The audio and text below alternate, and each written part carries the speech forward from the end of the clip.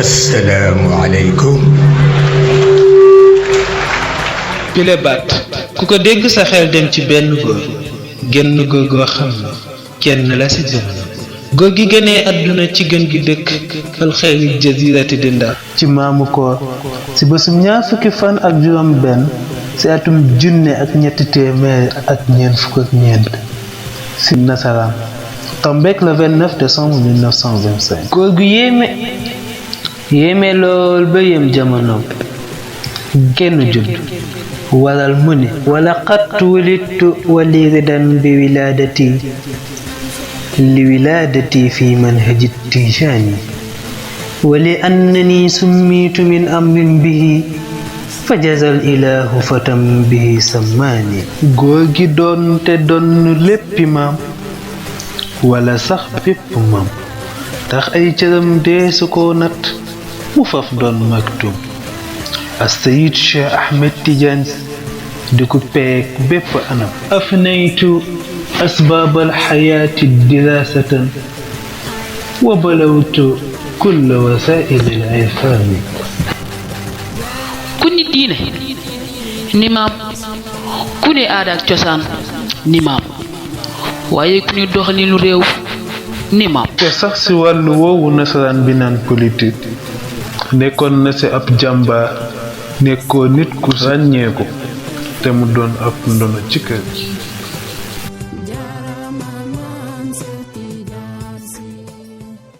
balaa ñu wax ci engagement politique gu Seydi Cheikh Ahmed Tidiane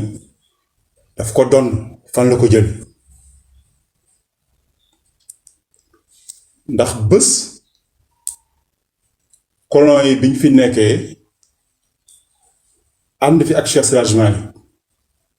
particulièrement fii ci Ndar am ñu fi yëngatu ci wàllu politique mais ñu ci ëppoon ay tubaab lañu walla ay gourmet ba Blaise Diagne le premier député noir bi dem assemblée nationale française bëgg dugg dans la politique ñëw tàggu Cheikh Seydi Hadji Malick vous dire que responsabilité politique wu kër gi c'est historique te ba Sénégal ba yàllay wol buft réew mi ñu yox Sénégal bés buñ ci dindee responsabilité kër gi rek tabaarikàlla du dem bi Blaise ñëwee wax ci ak Cheikh Seydi Hadji Malick mu war a am meeting Seydi Hadji Malick envoyé Sidi Ahmed taawam ne ko demal déglul ma Blaise tax ñëw na fi am na lu ma wax fekk nañu ak suñuy wóolëre dina nee day laaj réew mi Sidi Ahmed dem fekkee rencontre ba dellu si nekk dafa mel ne li muy wax am na solo comme am na solo nag xanaa kon rek ñu jàppale ko booba Cheikh Seydi Hadji Malick ak Sidi Ahmed taxaw ak Serigne Babacar Sy ba Blaise falu histoire bi dañ koy résumé rek ndax yëpp xaju fi yaakaar naa ne loola moo répété wu ji ci Serigne Babacar Sy ak Senghor ci nag proposition wu Seydi Cheikh Ahmed Tidiane Sy wax ji mooy bëri mais laata Senghor di dem fenn ci Serigne Babacar la jaar parce que Serigne Babacar assuré na ko assuré pare nag nekk demal seeti diw dem seeti diw mais nag ci cadre boobu yi dañ fa nekk ndax Lamine ak Senghor yaakaar naa ni buñ fi bëggee wax du fa xeej moo tax ñu résumé ko noonu. wax ci jaar-jaaru politique gu Seydi Cheikh Ahmed Tidiane Sy fii ci Sénégal kenn mënu ko wax te waxoo l'histoire politique du Sénégal mënul ne Sénégal avant même les indépendances wala nga commencé wax ci politique gu Sénégal diggante indépendance ak léegi wax ko ba mu jeex te indi woo ci sëñ Cheikh Ahmed Tidiane Sy def nga aussi bàyyi nga la nga xam ne li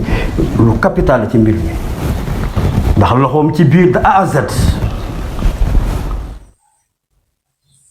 Serigne Cheikh xam ni réew mi fa mu jëm loxo sëriñ si dégg diine ci biir ndax li tubaab doon xaaree sëriñ mooy mu toog ci daram rek yam ca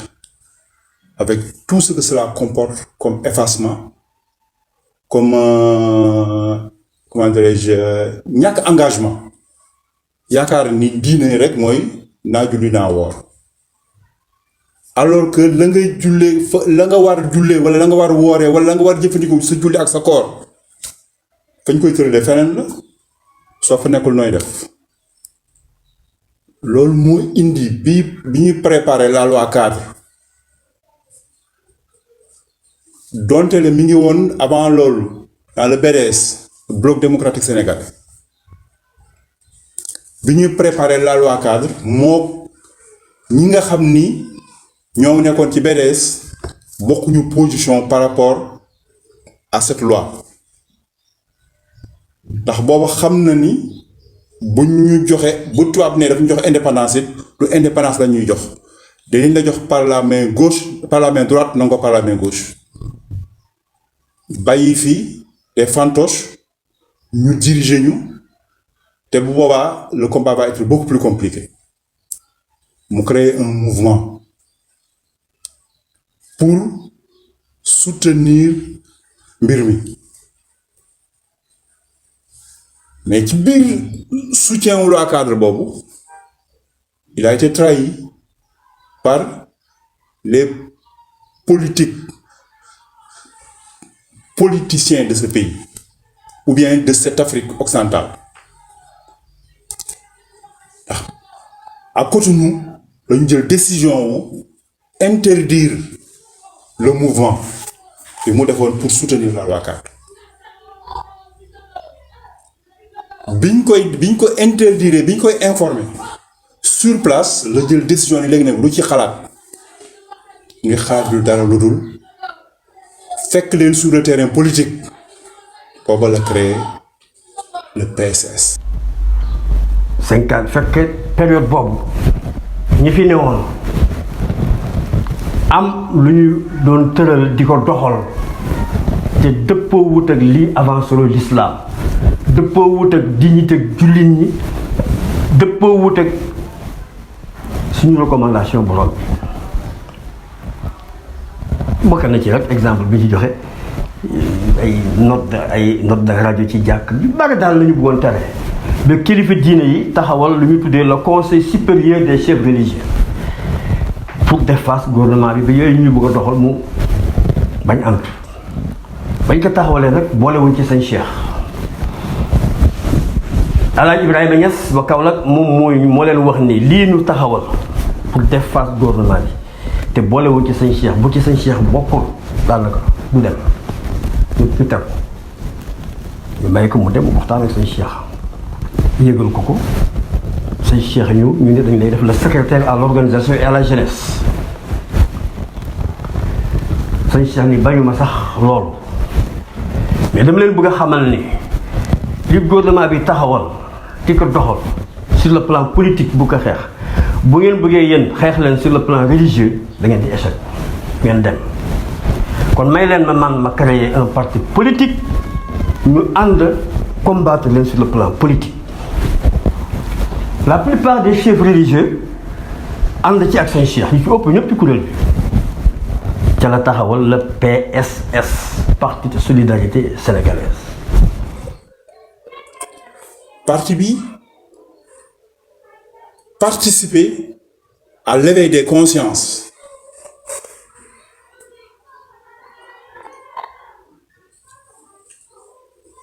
ci Sénégal ba bi ñuy dem indépendance en 1960 moom sa politique du woon rek une politique tudd politicienne boo xam ne dafay yem ci nañu dem assemblée nationale wala nañu dem fii nañu dem fii déedéet c'était pour éveiller des consciences faire savoir aux marabouts sëriñ si fi nekk ak ñiy woyoo sëriñ que ne sëriñ ëpp na nga toog ci der. C'est le premier marabout bi créé parti politique. C'est le premier marabout bu ñu nommé ambassadeur en Égypte au Caire fekk Gamal Abdel Nasser moo fa ne ma ngi woon ak gayndeem moom rek moo fi sëriñ bu dem yaraax jël fa gaynde boo demee moom la jox kaddu Nasser waaw moom rek moo ko sañ. dem Ndakaaru jar yara jël fa gaynde yetti jamaal gaynde yóbbu na gaynde seede leen ko lambi diine saajina doomi soxna yi dembo Seex Tijaan lanu wàlle xalla leen ko. Après 60 bi ñuy fusionné la grande fusion de l'UPS mu dugal mu fondre le BDS ci biir comment dire le PSS ci biir l'Union progressiste du Sénégal mu UPS ci biir malgré loolu mu fondre parti ci biir it taxul mu am jàmm parce que gis-gisam ëpp na loolu gis-gisam ëpp na ñu contraindre nit ñi rek ci nañu julli nañu woor.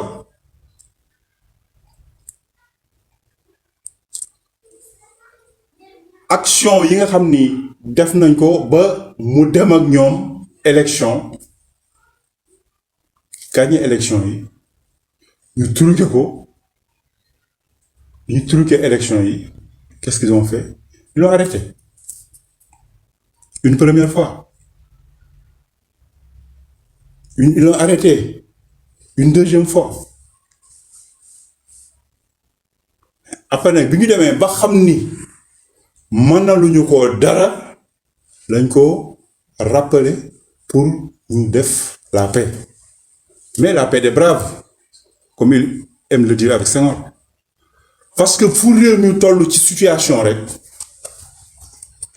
Senghor dana bàyyi li nga xam ne moom moo leen opposé mu woo ko ñu toog autour de la table ñu trouver des solutions. Si dans ce pays le Sénégal amuñu fi coup d'état militaire te réew yi ñu wër yëpp am coup d'état militaire c'est grâce ak taxawaayam moom c'est pas l'œuvre de nos politiciens de nos piètres politiciens là mais c'est son œuvre à lui parce que bi mbir mi demee ba garaaw sax diggante Mamadou Dia ak Senghor woolu ko ne ko Serigne Cheikh ragal naa ni coup d'état dafay am mu ni ko Léopold fii ci Sénégal bu coup d'état bu fi am yi du doon coup d'état militaire mais coup d'état administratif la mën a doon mu ne keroog 1962 bi problème bi am entre Mamadou Dia ak Senghor ba la gendarmerie di wàcc interdire séance su Assemblée nationale moom moo tax keroog les gendarmes n'ont pas pu exécuter les décisions de Mamadou Dia mu ngi koy nettali ne benn taxi bu xënt ndeysaan yàlla kenn xamul lu mbiram paa bi doon dawal taxi bi dañ tase moom Dakar mun ma keroog bi Ndakaaru weexee tàng jër ba kenn mënul génn moom moo jël Senghor moo jël Serigne Cheikh yóbbu ko palais mu ne mi ngi dugg ci benn taxi bu xënt comme il aime le dire ndeysaan mbiram yëpp ci ay taxi la koy defee mu ne ñu dugg palais xam naa xool nañ leen gis nañu taxi bi xënt rek laajuñu leen dara ba ñu dugg mu ne bi mu yegsee li ko Senghor jëkk wax mooy Cheikh coup d'état bi mu leen doon wax am na mais booba fekk à l'avance balaa mu ñëw ci Senghor dafa jógee kër président Lamine Gueye président Lamine Gueye xamul ñoom ñëpp jànnaxe nañu fàtt nañu sax li constitution bi tëral moom mujj nekk pour mbir mi am ñu mën a daaneel Mamadou Dia mu ne ko il faut assemblée nationale tase mu ne ko mais assemblée nationale mën nañu tase Lamine ne ko mais fu ñuy tasee gendarme yi occupé nañu assemblée nationale mu ne ko mais est-ce que sa kër gi mënul nekk mën nañ fi tase Lamine soo ko nekk ah kay mais nag ci benn condition à ce que le président Senghor signe décret bu convoqué chez moi ñu ko yomb na mu dem moom boobu la dem ci Senghor yow wax coup d'état mun coup d'état du fi am te mu ñëwoon pour indi leen solution président Lamine Gueye nee na yow boo signé léegi décret pour ñu transformer këram en siège assemblée nationale parce que circonstance am na lu tax mënuñu dem assemblée nationale Senghor di ko wax nga dëgg boobu ci saa si pour vous dire kon nit ki ak lu ngeen opposé am na loo xam ne bu jotee war nekk intérêt national yéen ñëpp ku ci nekk da ngeen war taxaw. am na nag ci jamono yooyu danaa leen wax rek quelques passages du bari extrait rek en français ci ay lettres yi sëñ Cheikh doon adressé Senghor wala ni mu nekkee gaynde yàgg na waaw 63 ni ko di ko rappeler quoi waaw rappeler au premier président du Sénégal indépendant Léopold Sédar Senghor sëñ Cheikh wax ko ni que le pays cherchait un guide mais est tombé sur un jongleur Senghor la sëñ Cheikh di waxal un poète celui qui n'hésiterait pas à égorger le bon Dieu sëñ Cheikh mooy wax lii pour lan pour faire triompher sa cause ñan la cause des petits copains celle des homosexuels ci lettre yi sëñ Cheikh bind envoyé Senghor mu ne ko de la trahison de Lamine Gueye à l'emprisonnement de Mamadou Dia en passant par l'élimination de Modibo Keïta parce que fédération du Mali bu mu amee Modibo Keïta moo doon président bi sëñ Cheikh il lui reproche la saleté de sa politique construite du haut de sa pyramide de mensonges. Sëñ Cheikh Ahmed Tidiane Sy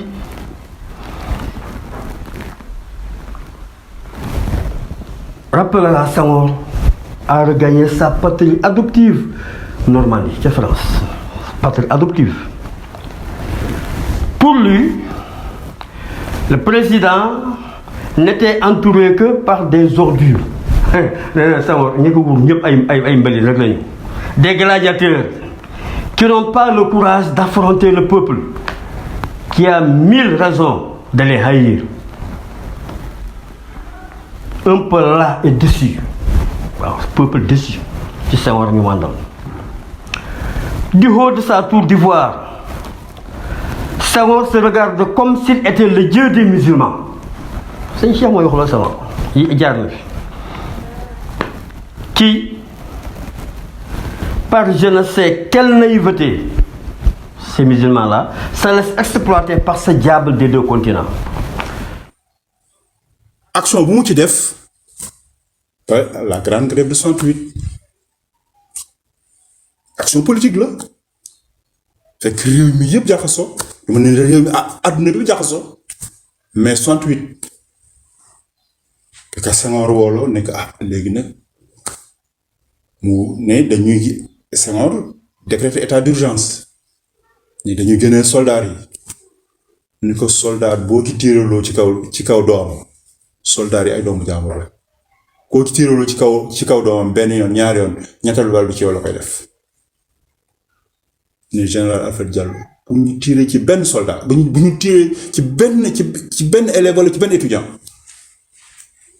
Senghor ni ko lu ci solution mais bàyyil ma dama wax ak ñoom Senghor ni ko dama ko nangu dañu réew yow ko dem université mu ne bàyyil ma dem étudiant bàyyil ma dem université wax ak ñoom il est parti à l'université de Dakar Senghor ne ko aw ma sécurité mu ne ko lan laa doy sécurité tase naa ci ak benn mbokk boo xam ne en 68 mi ngi woon à l'université mu ne ma ils ont veillé, c'est des étudiants, ils ont veillé presque 3 jours durant pour génne ay questions code et c'était plusieurs groupes. Pour te dire que musiba dañ koy ñeme surtout boo amee kilifa boo xam ne doo leen demal day jiitu nga topp ci non ñu ñëw université il a fait sa grande conférence étudiants yi ñi bëggoon saaga ñëpp foofu la leen ni il est 1000 fois plus facile d'être dispensateur d'injures que d'être contestataire de vocation. Et vous n'êtes que des insulteurs, vous n'êtes pas des contestataires de vocation. Parce que les plus grands contestataires de ce monde, ils ont pour nom Mahomet, ils ont pour nom Jésus, ils ont pour nom Ibrahim, ils ont pour nom Moïse. Pour vous dire. Donc, il y a ci cadre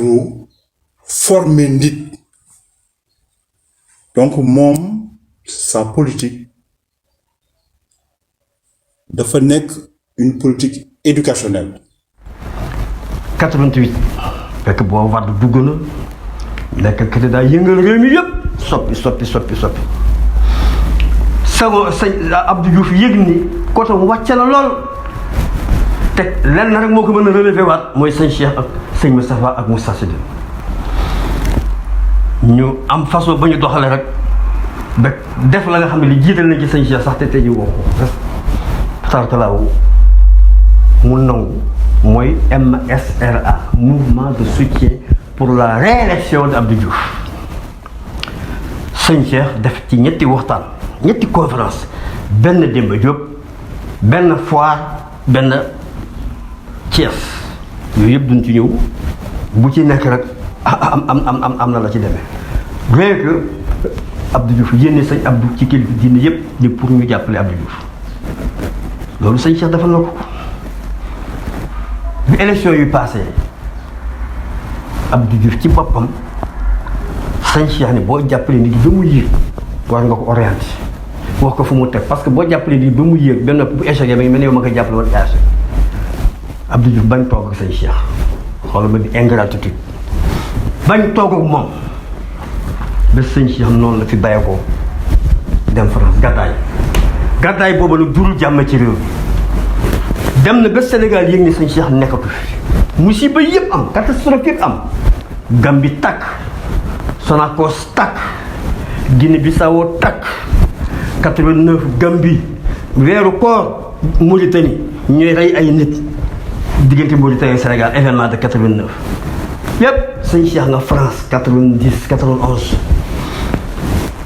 bu mu demee ba moom Abdou Diouf mu yëg ni ça ne va pas te ñu yëg ni trahi bi ñu trahi sëñ Cheikh ak song bi ñu song sëñ Moustapha ak yooyu yëpp ma ngi ci jaxase bi ñu koy jaxase ak sëñ Abdou yëpp ma ngi ci Jean Collin nekk fi def lu ko neex mu yénne ndaw ci sëñ Cheikh ni que dañu bëgg daal nga dellu si waat Sénégal parce que ba nga fi jógee léegi Sénégal yëg ni newoo fi parce que am na nitu yàlla borom jamono boo ko tooñee am na foo xam ne boo fa tolloo rek réew moom bu ñu moytul xaal ko xam nga fii ci Ndar la waxee woon ah ni sëñ Babacar Si ba mu koy miin boo juddooguma ah koo juddooguma kon am na beneen monde buñ doon dund bu dul monde shahada bii waaw kon juddu gi ci shahada bi la ñuy wax waaw waaye ñoom dañu miin gox ya ndax maam Hadj Malick wax ci yonent bi xelaas doy na ci exemple lu kenn waxul ci moom mais la tax fu mu ko commencé ba fu mu yem yëpp moo lay won ni amul benn instant bu mu teqal ko yonent bi parce que am na loo xam ne du xam nga ñema sa suub la dund ba ca shahada ca ay ba ca leer ga la sëñ Babacar Si la même chose la mu xam ci yonent bi fitratallahu sallallahu alayhi wa sallam xam na ko ci Cheikh Ahmad Tidiane waaye comme ñëw na fekk maam Maodo wax lépp ci sallallahu alayhi wa sallam mu ñëw jël Cheikh Ahmed Tidiane Chérif Seydi Cheikh Abdoul Abbas Ahmed Tidiane wax ci moom lu kenn waxul ci moom waaw waaye dañoo miinante nag démb balaa tey moom it waaw démb parce que ba muy wax ni bu ma Maodo jurul woon ma doon loo kon du problème mu doomu Maodo la te Hadj Omar Foutiyou Tall moo proposé la candidature sëñ Babacar Sy pour mu doon la Cheikh Seydi Hadji Malick waaw kookaat la mu dund ca foofa la mu fa ànd ak yonente bi sallallahu alayhi wa sallam dund ko foofa ci dundu leer la mu dund ak Cheikh Ahmed Tidiane Chérif moom Hadj Omar dundu leer la mu fa doon jàng ci Salaatul Faatiha la mu fa doon jàng ci Jawharatul Kamal yooyu moo ñu fi amagul moo tax bu ñuy wax ci juddi ci 29 boobu ngeen di wax décembre 1925 ci wàllu shahada la waaw te moom